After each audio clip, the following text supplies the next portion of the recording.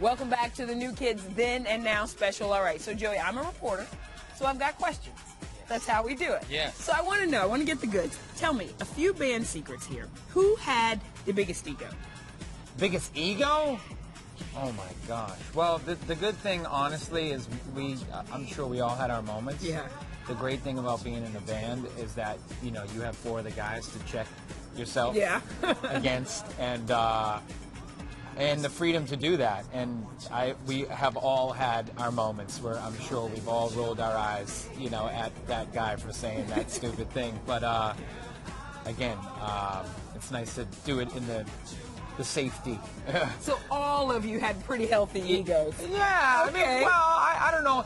Again, I think we were able to keep it in check, but sure, we lost our minds a few times and said some stupid stuff. Now, you know, it's been 30 years now, and you guys have done this reunion, which we're all very happy about, and you got back together, and now it's become its own show called Rock This Boat. So tell me that. Donnie is, by the way, executive producing this show. So tell me what it was like getting together on this cruise ship with all of your fans. Was it madness?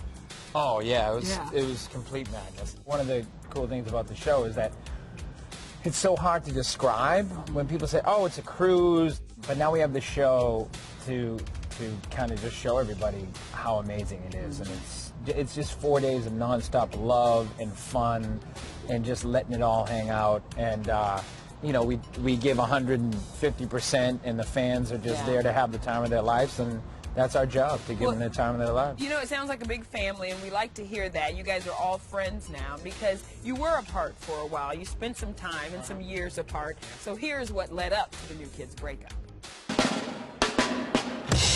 The New Kids were still very much together in 1992, but Donnie was becoming more involved with the career of his younger brother Mark, who back then went by the name of Marky Mark. Mark had once briefly been a member of the New Kids and walked away. The question I'm always hit with is, how'd you leave after they was making $115 million a year? Well, he left when we were making 5 cents every 2 years. The rapping Wahlberg had quickly become almost as famous as the New Kids, and in this vintage interview, you can see how much fun the brothers had being together. He's a sex symbol.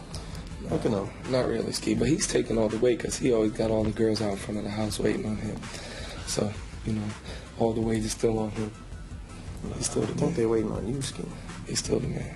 But I get a few now, so I'm cool with that. In the early 90s, the band began to spend more and more time apart. For this recording session, it was only Danny, Joey, and Jordan. To mix things up for their latest album, the group had shortened their name to just the initials NKOTB. It's not an issue, really, for us. Maybe the album might say NKOTB on the cover, you know. Jordan might change the name. Yeah, I might. I was thinking about new names. I say the Boston 5 is the best name. That's When we asked them how much longer the band could go on, they acknowledged things were changing. We're just giving each other space to do what we want to do. We have respect for each other, and we encourage everybody in the group to do what their heart feels. Many of the New Kids started doing their own projects on the side. John's on Broadway. No, he's trying out for Broadway plays and some acting things, and Donnie's back doing Marky second album. So we're basically holding the fort. They took time off apart, trying to live normal lives. There were times where me and Donnie would walk down a hall and not even, you know, say hi to each other. You know what I mean? Because there was so much tension, and it was stupid. It was nothing. It was probably nothing at all. But, you know, that was just because there was so much tension. In '93, they were recording another album with Donnie playing a big role as a producer. This time, it was Donnie and Joey working together in the studio as they saw themselves forging a new path musically. The tension's gone, and I'm sure we'll clash again. But you know, the tension's gone, so we can chill now. Maurice Starr, the producer who had created the band and overseen everything they did in the early days, was now gone. The New Kids stepped up to control their own careers the way they wanted. We have the ability to say, you know, Joe, what type of song do you really want to sing? You know, Donnie, could you write us this type of song for the album? who do you really want to work with, Jordan? You know what I mean? We have the time to do all the things we really want to do and do things that we enjoy doing, as opposed to being forced to do it and being trapped into doing it. What's up? I think you should lose the sunglasses. I do too. Sunglasses ain't doing nothing. That's right.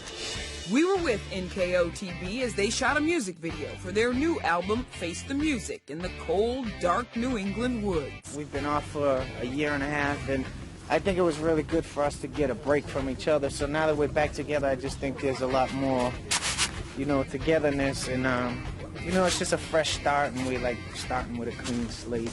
But they didn't get that fresh start that they wanted. In 1994, the New Kids split up. It was a good breakup. It was like we all knew that we've reached the pinnacle of where we wanted to, what we wanted to do collectively. And we all wanted to, you know, do separate things that we couldn't do as a group. It got to be a little too just clashy, kind of. And we just said, well, why are we doing this then? Donnie began a successful acting career. One of his first big roles was working with Mel Gibson and being directed by Ron Howard in Ransom.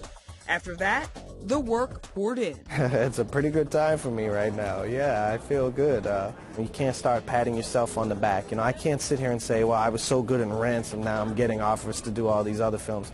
Because once you do that, that's the end, you know. Danny Wood started his own record label and tried acting. Jonathan Knight stepped away from the spotlight and became a real estate developer, while his brother, Jordan Knight, launched a solo career.